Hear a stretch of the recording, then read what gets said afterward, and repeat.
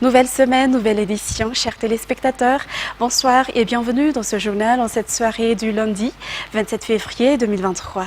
Tout de suite, à la une de l'actualité de ce jour, l'opération caravane médicale Sarbidni Ek a débuté aujourd'hui, une action sociale organisée par l'association FITI, menée par la première dame Mial Radzouil, en coopération avec le ministère de la Santé publique et les partenaires de l'association. Cette action sociale est réalisée en parallèle avec la célébration de la Journée internationale de la femme le 8 mars qui se déroulera dans la capitale. L'opération caravane médicale durera 10 jours et passera dans plusieurs districts avant de revenir dans la capitale. Les détails avec Khatraman Zatouf et Anzar Hazanarville. De nombreuses régions et districts ont été déjà parcourus par la caravane médicale depuis sa création par l'association FITI, menée par la première dame Mial Radzouil avec le ministère de la Santé publique et les partenaires. L'opération caravane médicale se poursuit jusqu'à ce jour. Aujourd'hui, une nouvelle opération nommée Sarbidni Ek est partie de la GRA et parcourra plusieurs districts de la région Analamang pendant 10 jours avant de revenir dans la capitale le 8 mars durant la journée de la femme. Divers services de santé seront offerts dans tous les lieux où passera la caravane médicale, notamment des consultations ophtalmologiques et odontologiques, celles concernant l'ORL, les maladies de la peau, le cardiologie, la psychologie, les malformations au niveau de la bouche, les hernies, mais également des dépistages, des maladies transmissibles, du cancer du col de l'utérus, des tensions artérielles, de la diabète, du paludisme et de la malnutrition. Des vaccinations et des sensibilisations sur le planning familial, la distribution de moustiquaires et de CVO, ainsi que la prise en charge des personnes victimes de violences basées sur le genre, figurent également parmi les services offerts par cette caravane médicale. Caravane médicale Sarbidni Ek, une initiative de son Excellence Madame la Première Dame et présidente de l'association FITI. Un événement social auquel le ministère de la Santé publique a l'honneur de participer activement, dans la mesure où cette démarche rejoint les principales missions dans la réalisation du VELIRAN, engagement numéro 5 de son Excellence Monsieur le Président de la République Mial Radzouil, santé pour tous et à tout âge. Cette caravane médicale d'offre de soins et de sensibilisation est une opportunité d'offrir aux populations d'Antananarivo la possibilité d'avoir accès de manière effective et équitable aux soins de santé gratuitement. C'est ainsi que des offres de santé de large gamme et de qualité incluant les offres de soins spécialisés seront proposées à la population des districts d'Antananarivo Varajano, Atsimdrano, Amburachimo, ainsi que pour les 6 arrondissements d'Antananarivo-Renvour. En effet, comme nous nous approchons du mois de mars, durant lequel sera célébrée la Journée internationale de la femme le 8 mars, c'est Antananarivo, lieu de la célébration nationale, qui a été choisi pour tenir aussi la caravane médicale Sarbidni Ek. Cette dénomination Sarbidni Ek n'a pas été choisie par hasard, elle célèbre la vie, celle de chacun de nous tous et celle de tous nos concitoyens. Cette vie mérite d'être préservée et elle nous permet à nous tous d'apporter notre pierre à l'édifice du développement de notre pays. C'est à ce titre que j'exprime ma reconnaissance aux nombreux partenaires qui ont prêté main forte au ministère de la Santé publique dans la réalisation de cette caravane médicale. Cette démarche est si importante pour nos compatriotes car toutes les offres de soins proposées durant la caravane médicale Sarbidni Ek renforcent la démarche d'être au plus près de la population afin que chacun de nos concitoyens puisse bénéficier gratuitement des soins de santé qui leur sont parfois peu accessibles. Avant de terminer, je tiens à exprimer mes vifs remerciements à vous, personnel de santé qui participez par centaines à cette caravane médicale. Votre professionnalisme et votre abnégation feront beaucoup de bien à nos compatriotes. Vous pouvez en être fiers. Un de nos partenaires les plus importants, c'est l'association FITI qui a toujours été avec nous depuis le début de cette caravane médicale.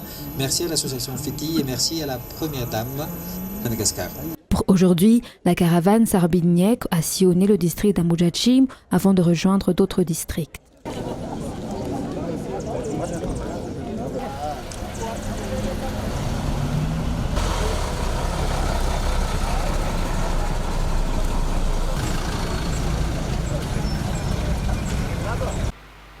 Ensuite, la caravane médicale Sarbidni Ek est passée en premier lieu dans la commune d'Anoussial. Aujourd'hui, bon nombre de personnes, pas uniquement de la commune d'Anoussial, mais aussi d'autres communes du district d'Ambouyjatchim sont venues se faire consulter aujourd'hui. Toujours avec Khatraman Zatouf et Anzar Hazanarville.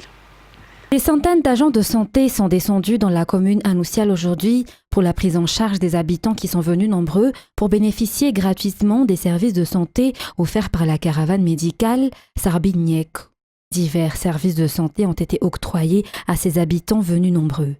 Cette mère de famille a des problèmes de vue depuis ses 50 ans.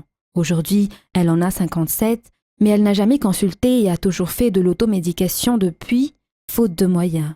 Aujourd'hui, elle est venue auprès de la caravane médicale Sarbi Dniek.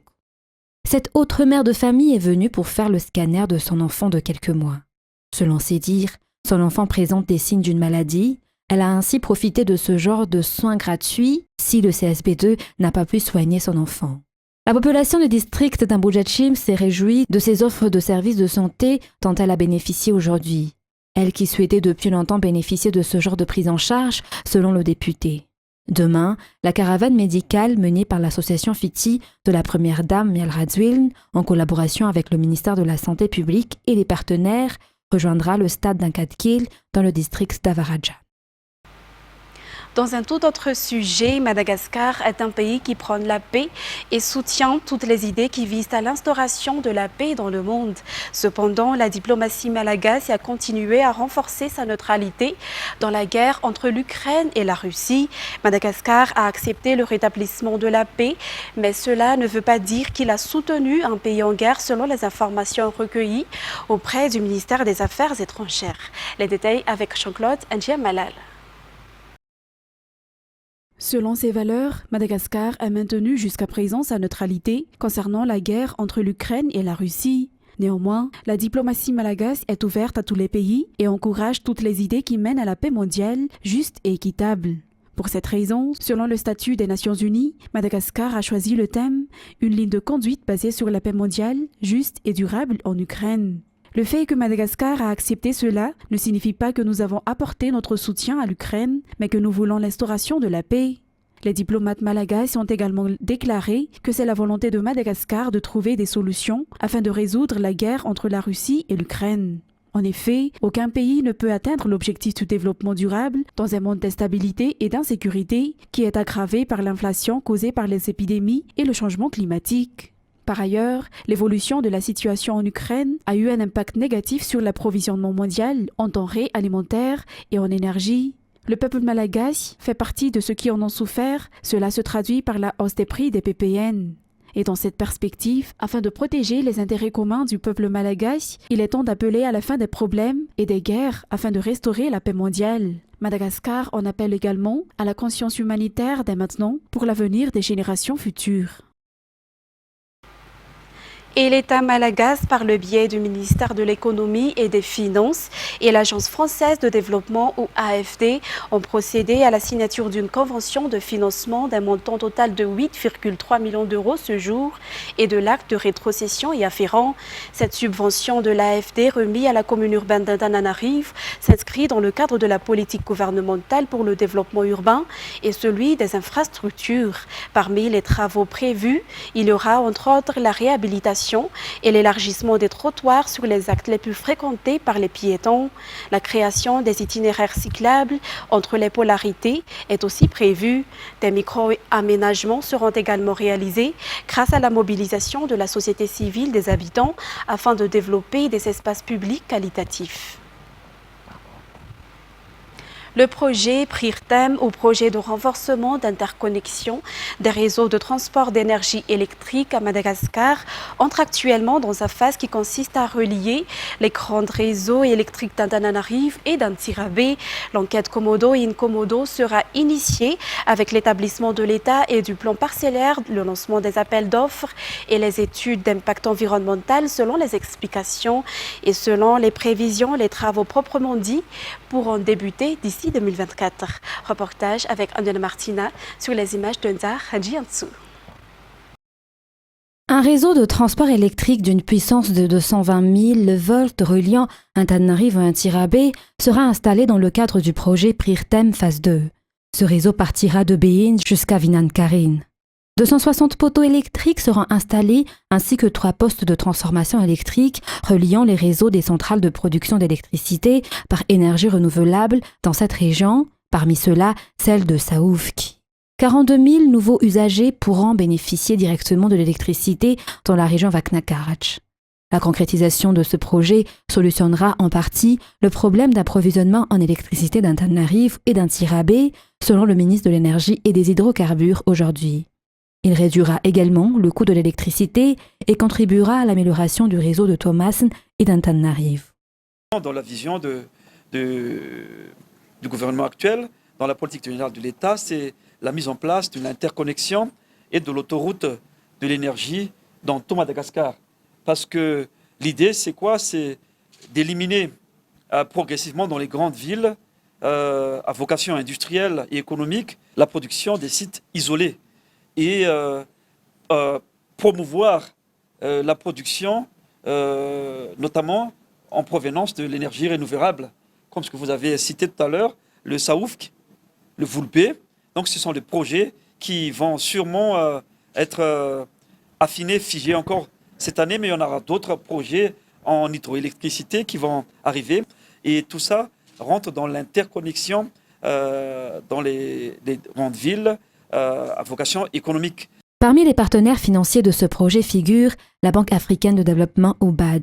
Son financement s'élève à 42 millions de dollars. Donc cela montre l'engagement du gouvernement à avancer l'agenda de l'énergie que la Banque africaine de développement soutient de façon très approfondie avec les autres partenaires.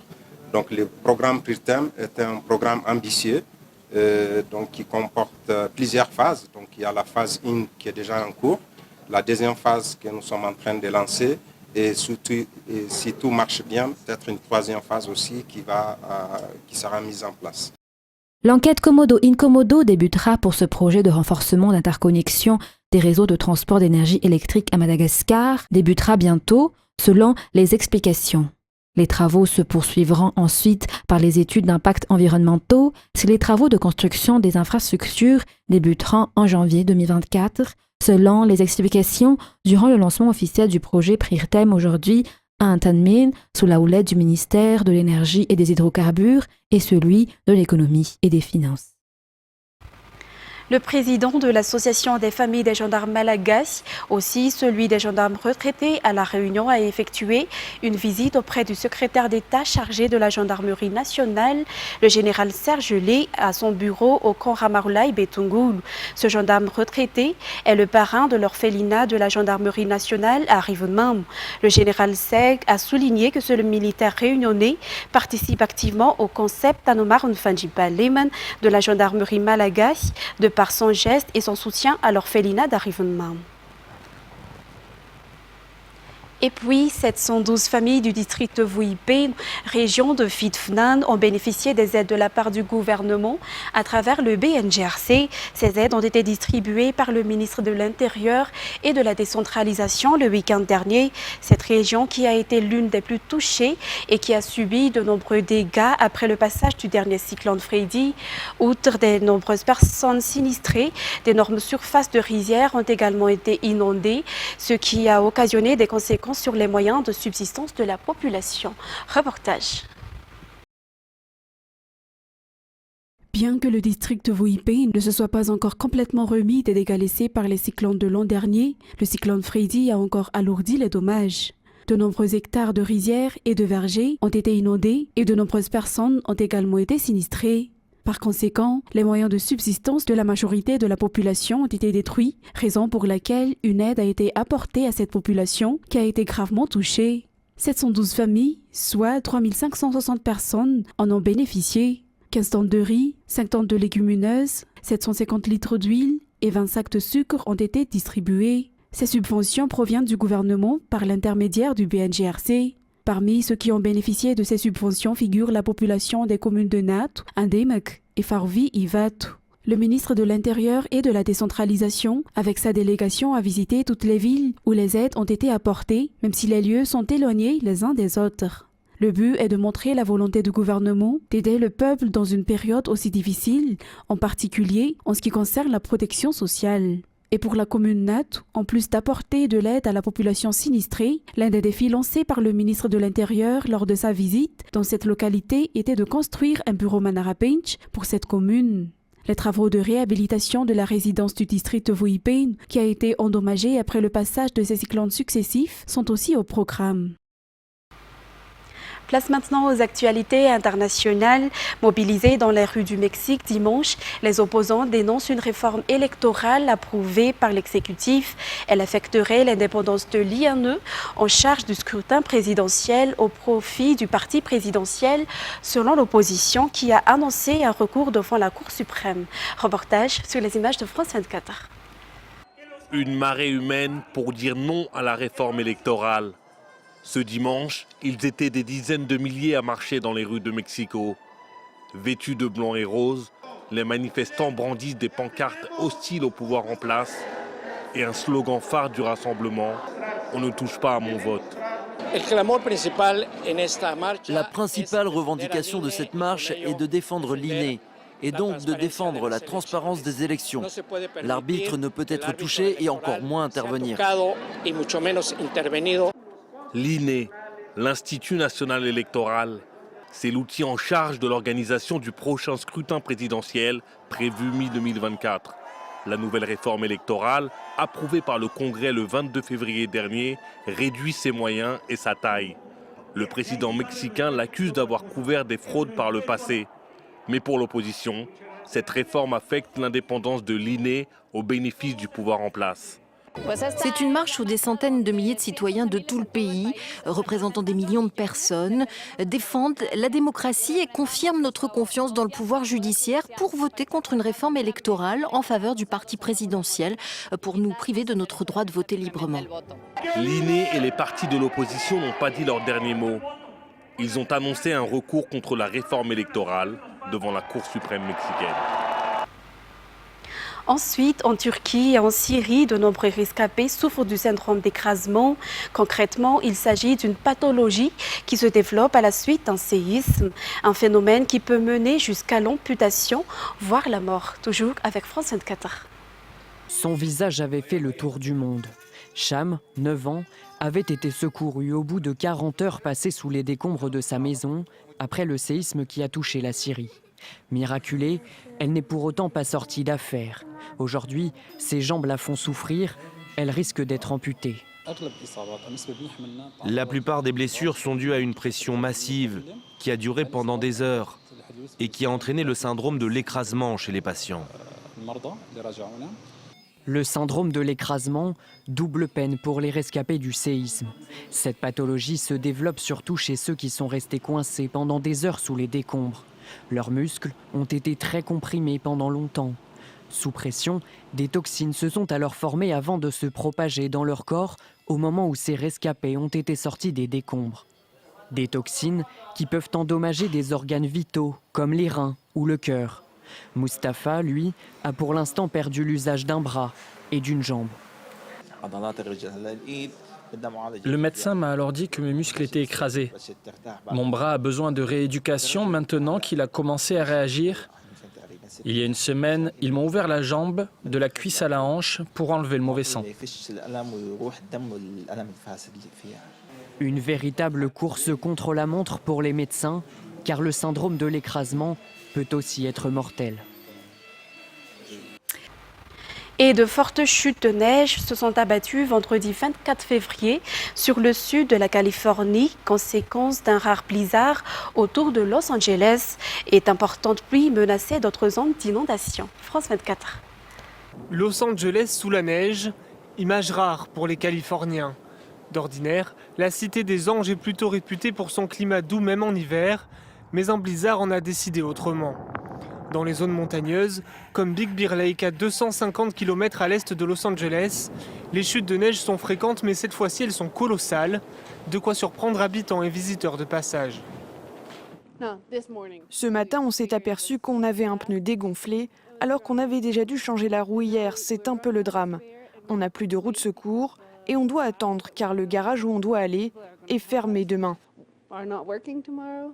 D'autres se réjouissent et essaient de tirer profit de la situation. La plupart des gens font du télétravail aujourd'hui. Alors vous savez quoi? Si on doit rester ici une semaine de plus, on trouve la meilleure location possible. On profite du jacuzzi, de la neige. On pourra dire que ce sont des vacances. Là où il ne neige pas, de fortes précipitations sont attendues avec des alertes aux inondations comme à Santa Barbara et plus de 100 000 foyers californiens ont été privés d'électricité. Les chutes de neige s'étendent sur plusieurs États de l'Ouest américain. Portland dans l'Oregon a connu la deuxième journée la plus enneigée de son histoire. De nombreuses routes sont fermées, notamment des portions frontalières avec le Mexique et le Canada, et plus de 300 vols ont dû être annulés. Mesdames et messieurs, et c'est ainsi que prend fin cette édition. Nous vous remercions de l'avoir suivi jusqu'à son terme. Rendez-vous demain pour de nouvelles actualités. Au revoir.